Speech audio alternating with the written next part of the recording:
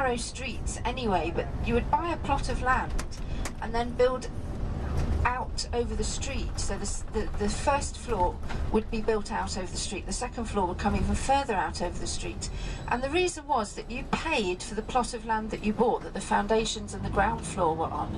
The only thing they can't charge you for in London is the air, so they were building out what we call air rights. Although what I think is fascinating, in the City of London today they can actually charge you for building out over the pavement in the air, because it's still considered real estate space. So that was a very popular method of building. The thatched roofs as well were all of our buildings were built like that, except for big public buildings, and we'll talk about those a little later as we're going through the villages. I'm not going to talk the entire trip, but I will be talking for the first while, just to give you a bit of information about the Cotswolds and about what we're looking at.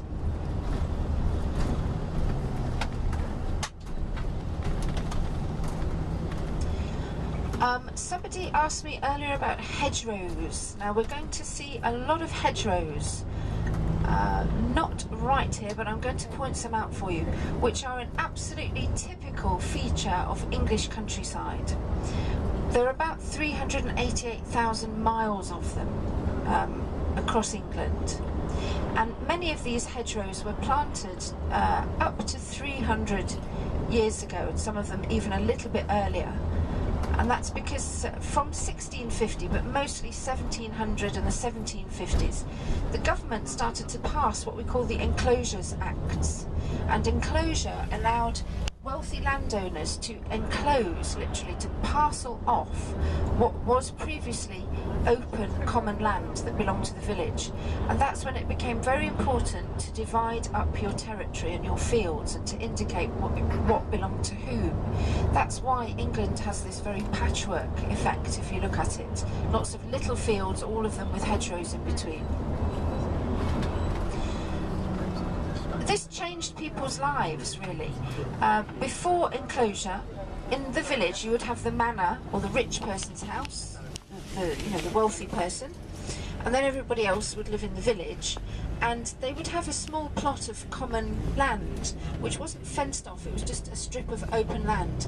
And this is what we call subsistence farming. So you could grow enough fruit and vegetables to live on. You could maybe keep a goat, a couple of chickens, and a pig, if you're lucky, and that would feed your family. However, enclosure took this common land away from people. It was not a very democratic act. It suited the landowners rather than the peasants, as usual. So the peasants then had two choices. You can't feed your family, so you either have to go and get a job in the towns and cities which were growing, or you had to take a paid job for the wealthy landowner. So it did really change the way that we lived. Now here's a very good hedgerow on our left. It's quite a low one, but it's just basically a cultivated hedge. They're a very cheap and efficient way of dividing up your land. It stops other people's cattle getting in, your cattle, sheep, horses, whatever, from getting out.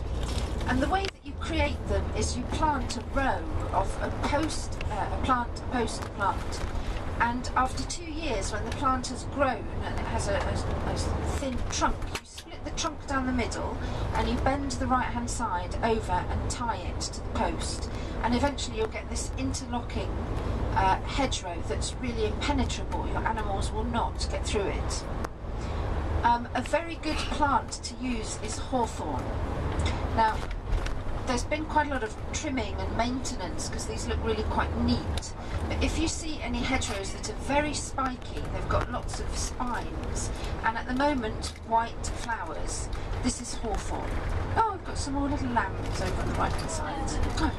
It makes you feel very Eastery, doesn't it? We need some bunny rabbits, we've got daffodils, crocuses, but my favourite have got to be the lambs. They're so cute. So hawthorn is a really good plant for hedgerows. It grows very fast and it produces these really thick spikes. But there are lots of different species.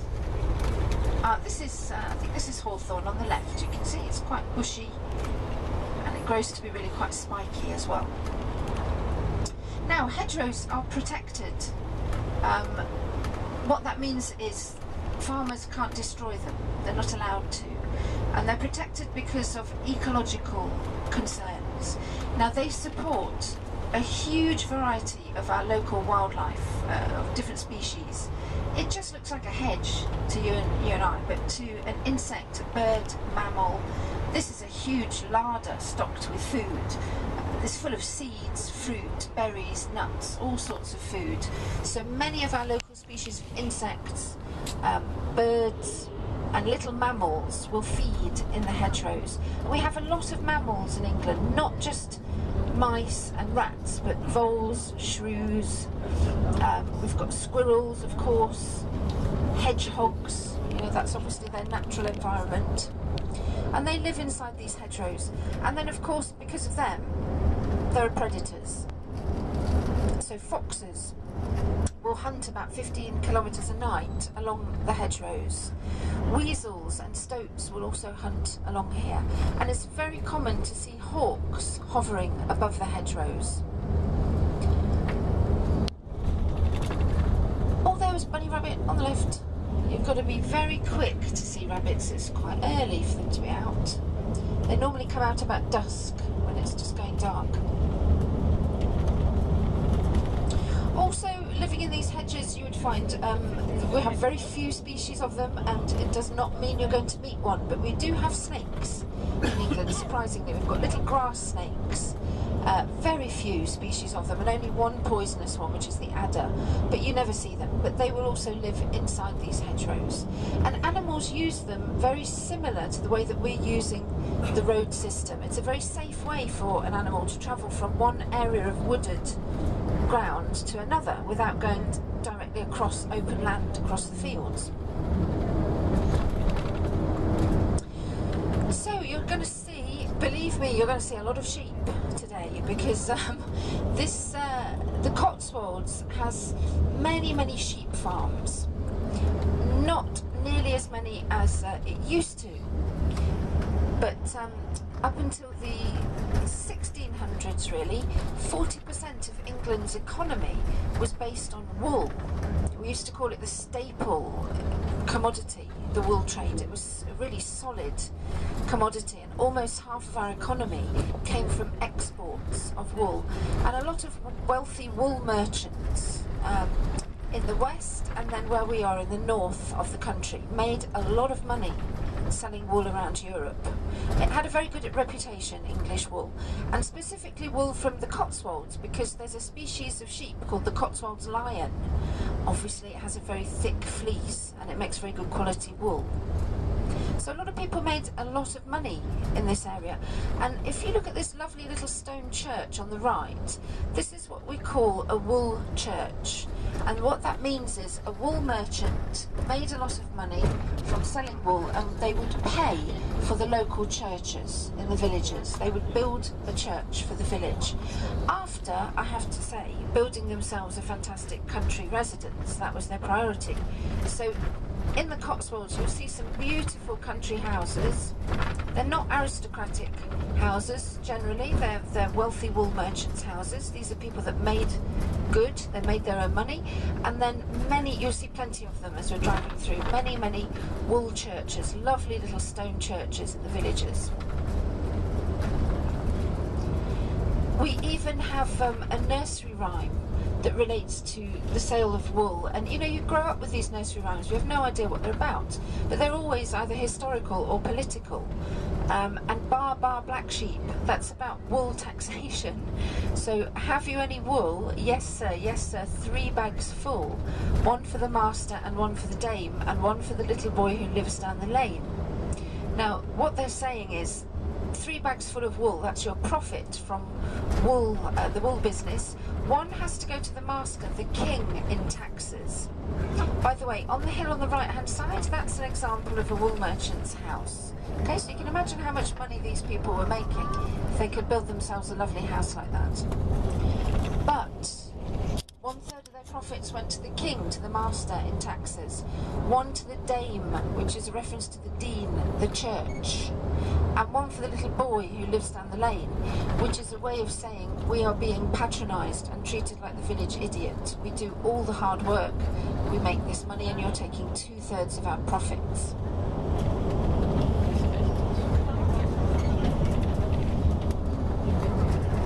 And there is another absolutely gorgeous house on your left. Have a look at this one. It's a very Gothic style. So that's probably from the early 1800s. That was a very Gothic style of architecture with the pointy towers. And when I say Gothic, we've got in English, we've got 2 types of Gothic architecture. There's original Gothic architecture, which is 12 and 1300s. And then there's copy Gothic, which is Victorian, 1800s.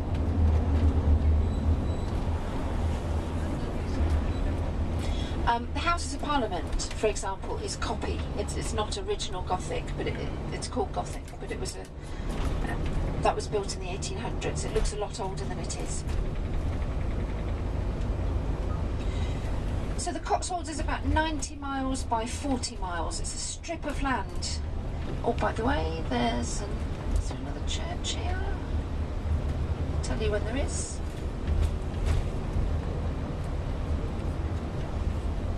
It's a strip of land that runs here. This is the northernmost part, really, Warwickshire, then down past Oxford, where we're going, Oxfordshire, and then a little bit further down to Bath. Here's another lovely church on the right, okay, another of these examples. I'm sorry we're not allowed to stop anywhere in these small villages. And it's also what we call an area of outstanding natural beauty. This is not just a comment on how lovely it is.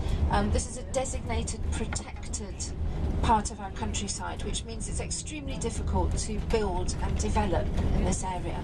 And it's protected particularly because it is very picturesque and beautiful and very characteristic of English countryside.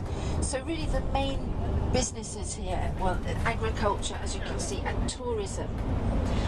There are a lot of coaching routes that crisscross the Cotswolds. When I say coaching, I don't mean this type of coach, but originally travellers would travel by horse and carriage, what we call a coach. And you'll see lots of taverns with, it's very typical in the English countryside, with names like the Coach and Horses, or the Wagon and Horses. There are a lot of roads where you could travel from the north down to the south and around the country. So in those days, horses, well, these days as well, a horse is not a machine. You know, you have to rest it after a certain amount of time. So there's only a certain distance that your coach with its horses could travel, and then you would have to stop and stay the night and rest the horses. So you have lots and lots of taverns in these villages, inns. An inn is basically a small hotel with rooms, and then of course people want to drink at the end of the day and something to eat, so they sell alcohol and food. And we'll see some of these as we start going through these little villages. And these are still serving the same purpose these days. They've been converted into hotels for tourism or country pubs. With the coaching routes, you had, of course, in the 1700s, late 16 and 1700s, highwaymen. Rich people travelled, not poor people. Poor people didn't have the time or the money. So it was very easy. If you're on a horse, and with the arrival of pistols, you know, you could hold up the coach. Dick Turpin, the most famous highwayman, they would be masked so that they were anonymous, masked with a long black cloak, quite romanticised figures really, quite dandy and romanticised, and they would stop the coach, point the pistols at them, stand and deliver your money or your life. If you had any sense at all, you would give them your money, because if not, they would probably shoot you. We have no record of what Dick Turpin looked like, but I can't help but imagine he was probably quite handsome, because women used to get all silly about him, even when he was robbing them. And he was eventually captured and hanged. That was the punishment, hanging. And And he was captured because he was betrayed. Somebody recognised his handwriting and betrayed him. And the person that did this was his old school teacher. Never trust your teachers.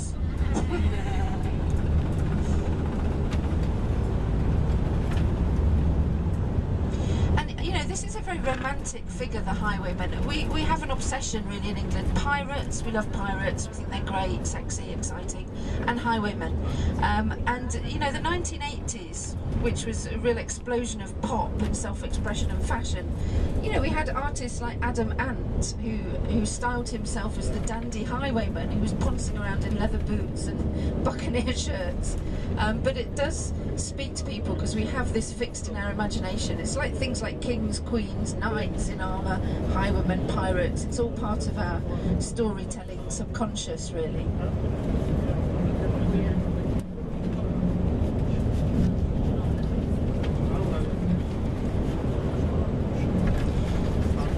Now, the Cotswolds has always been a very rich part of England, partly because of wool farming, and even recently Barclays Bank did a survey about household incomes. So that's what the household is earning. Maybe there are two people working in the household, not just one. But they found that in the Cotswolds in general, the average household income was £60,000. That's a lot of money, and that's the only place in England which is comparable with London. Now, please don't believe that everybody in London is earning £60,000 or even £30,000, because they're not. But this just shows you there are very, very high salaries and people with a lot of money living in this area. A normal salary in England is up to about £25,000 a year. That's a normal low-end salary. If you're earning nearer 30 or above that, you're doing quite well. And in London, obviously, there are higher salaries than that, but London is very, very expensive.